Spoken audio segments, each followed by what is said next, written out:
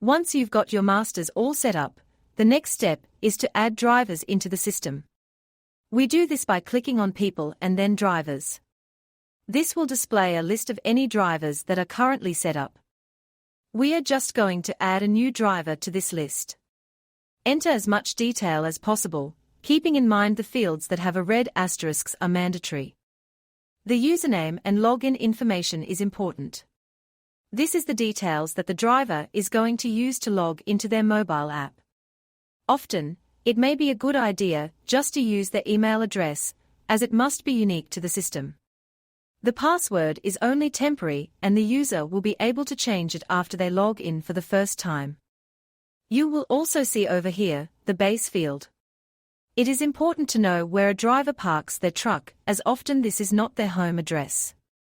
The small box here is used to deactivate a driver if they no longer are driving for you, or reactivate a returning driver. Upon saving the information, you'll see that driver Jimmy now will appear in the list at the bottom of the page. The next step that you must remember is to ensure the driver's license details are completed and approved. We move to the License tab. Click on Add and enter in the license for Jimmy.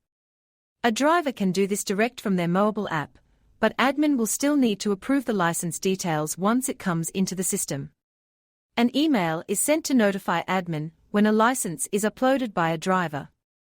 Enter the expiry date and then upload a photo of the front and back of the license to ensure you have captured all the driver information.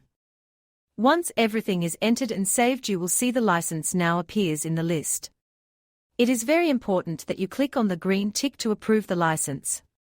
This ensures the licensed is verified before the driver is activated in the system. Jimmy is now all set and we can move on to step 2, being the contractor and vehicle setup. Navigating to People and then Contractors, the page layout is similar to the driver setup.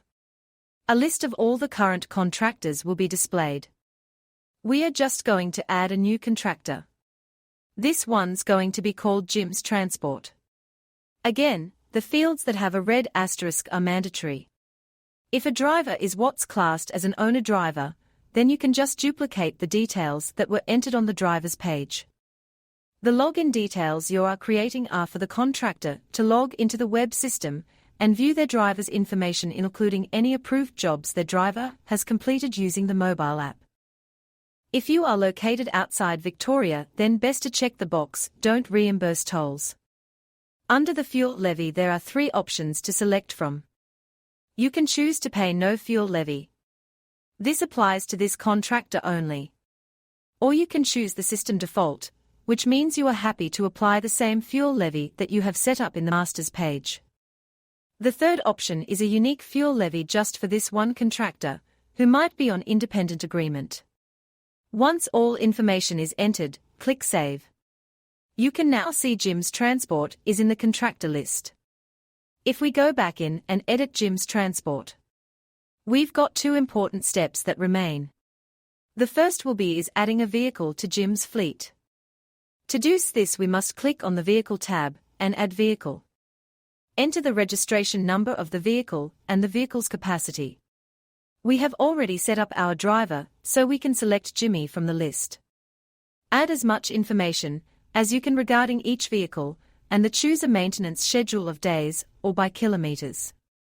We are just going to put 90 days, which will automate a reminder to upload maintenance records every 90 days.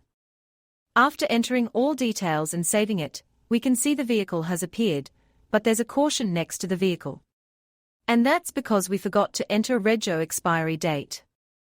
This is easily fixed by using the green edit pencil and going back in to add the missing data.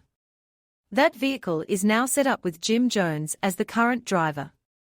Before we move on to clients, you can use the icons to view the vehicle history and the cog wheels to upload maintenance and service records against each vehicle. We can also archive any vehicles that are no longer on the fleet, or we can search for past vehicles. The final step of setting up your contractor is to add in a rates against your contractor. If we use the edit pencil again, you can see the rate tabs at the top. There are 3 rate methods to choose from: hourly rate, pallet rate and load rate. We are going to set up hourly rate for Jim's transport. We know he's got a semi at the moment, so we'll put a rate in against the semi.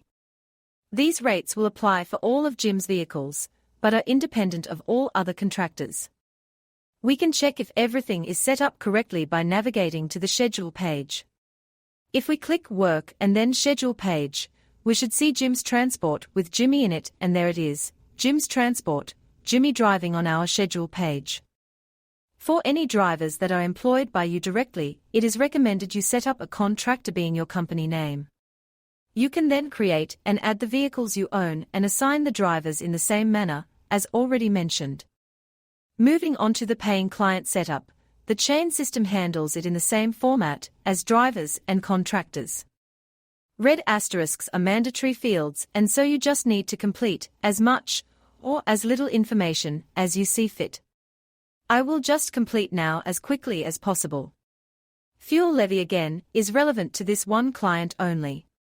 Selecting the system default means you will set the fuel levy for this particular client to be the system default fuel as set in Masters. Alternatively, you can select none if you are not charging a fuel levy or enter a custom levy for this one client. I suggest if you're not operating in Victoria, you select don't charge for tolls as they won't be relevant to your system. Create a unique username and enter their email address. These can be used to activate a client portal if so desired. Ensure you check the Active Client box. If you do want to deactivate a client at any stage, you would just uncheck the same box. I will skip over the ad hoc client, as this is an advanced setup when linking various chain systems together. If you are not on forwarding costs to clients and just using the system for job dispatch, then I suggest you set up just one customer only, and that one customer would be your own company details. All jobs will then go against your account rather than to any outsourced client. The last step in client setup is to add some rates against Harry's ice cream. Click the green Edit pencil, go back into the client's page, and select the appropriate rates tab from the top. Enter your rates and then again click Save. With everything now set up, we can move to the next video to look at how we allocate jobs out to Harry's ice cream.